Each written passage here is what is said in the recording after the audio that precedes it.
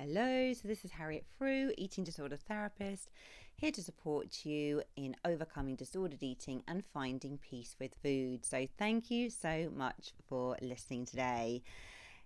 So today I'm going to talk about how to actually love yourself. Because I think this is something that's talked about so much on Instagram and TikTok and all the places, but sometimes I think we're left wondering, how do I actually practically do it? And I guess often it's more than having a bubble bath or something like that. So I'm going to talk a bit about my own experiences, give you some thoughts and reflections and things to work on. And I guess it's really an ongoing process, as with many things in life.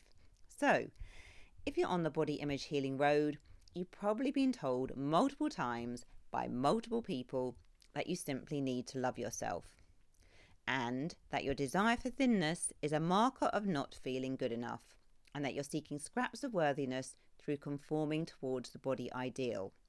Now, I know myself, when I was in the dreary depths of bulimia, wise people would often dispense this advice to me with noble intentions, and I would placatingly nod my head, while secretly rolling my eyes and having zero understanding of how to do this. It felt like some ephemeral, nice to have, fluffy concept. And self-love is sadly not a quick fix pill, rather a lifelong journey that needs regular cultivation and attention. And it's an important journey to take. Otherwise, the miserable alternative is neurotic self-preoccupation and judgement. And it can't be firmly rooted with a luxury bubble bath or spa visit, although these delights might be sprinkles on the top of a cup filled fully. But a truly self-loving relationship offers an internal fortitude of peace and contentment. It vastly improves your relationships, romantic and otherwise. It allows the possible fulfillment and deep appreciation of work and hobbies, and it allows you to form a haven inside of yourself. So I'm going to explore how to navigate this self-love process with some practical steps for change.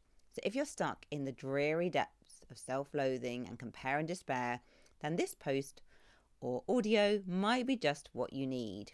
Okay, so number one, responsibility. So self-love starts with you taking responsibility.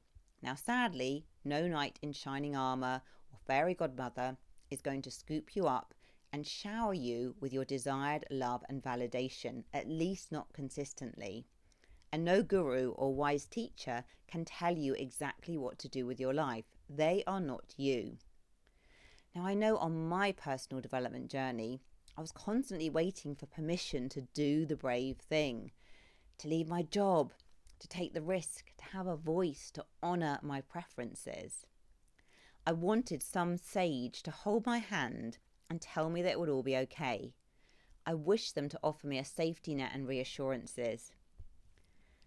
And when making a life choice, I would harness the opinions of anyone and everyone, regardless of their authority and helpfulness in the process.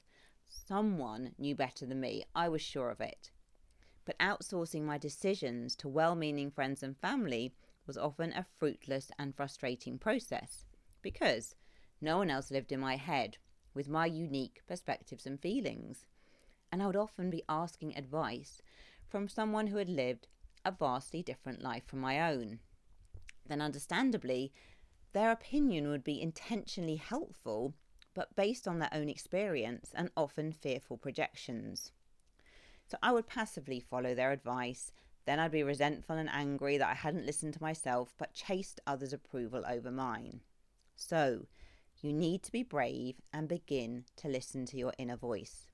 To do this, you need to get quiet and allow yourself to slow down and breathe. You might need to journal for many days to get clarity, or walk in nature without the constant distraction of podcasts or music to allow your thoughts to float to the surface. You might need to speak your words out loud in the car when driving alone to give them unconditional space to be expressed. And you'll be used to overthinking with your rational mind and overriding the inner body signals. But often you will know the best decision for yourself, even if you don't trust it. Notice how your body responds to a choice. Do you feel uplifted, excited, drawn to, peaceful? Or do you notice a sinking feeling of should and obligation? So start with the little decisions that don't matter so much. Begin to listen to your inner guidance, regardless of what others think or what looks good to the world. And taking responsibility can feel terrifying, but also liberating. It suddenly strips back all the clutter and shoulds and brings you back into alignment. It takes practice. As you start to know this feeling of alignment, it is almost impossible to unknow it. Take responsibility. You are the expert on you. Number 2, detaching from the opinions of others.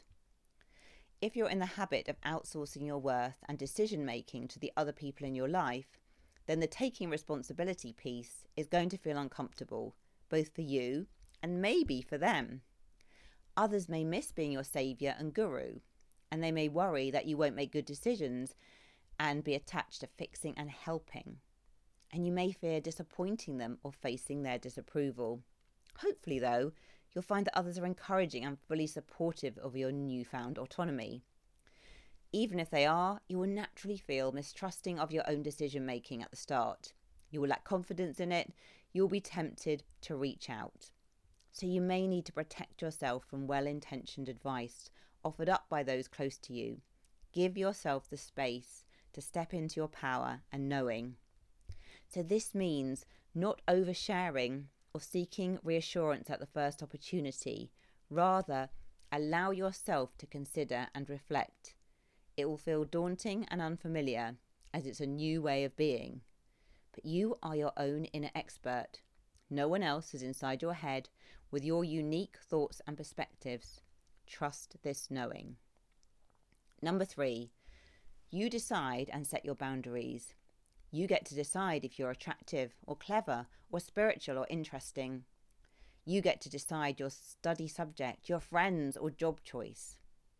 You get to decide where you wish to go on holiday. You define your personal parameters. This means no more sideways looking at what someone else is doing as a marker of your growth. Endless comparisons can be confusing and distracting. Of course, others can inspire you to reach your goals, but stop putting others on a pedestal pitted against yourself. Start to trust yourself and your decisions. This is the most profound and radical act of self-love that is truly life-changing. And you can still show kindness and respect to others as you walk your path. Not everyone will like the upgraded and decisive version of you, but the people that stick around are your deepest, authentic cheerleaders who love you without conditions. 5 high-quality, emotionally connected friends are worth 20 people-pleasing acquaintances. Be brave and set your boundaries with kindness and firmness, showing respect for yourself and others. Some examples. This situationship doesn't work for me. I would like something more where I can emotionally connect and build a relationship with someone. Thank you for the wonderful times we have shared, and I wish you all the best in finding the connection you're seeking. I can't pick you up from the station at 1 a.m. Let's find another way to make sure you can get home safely. Thank you so much for inviting me. I'm not able to make this time, but please do ask me again.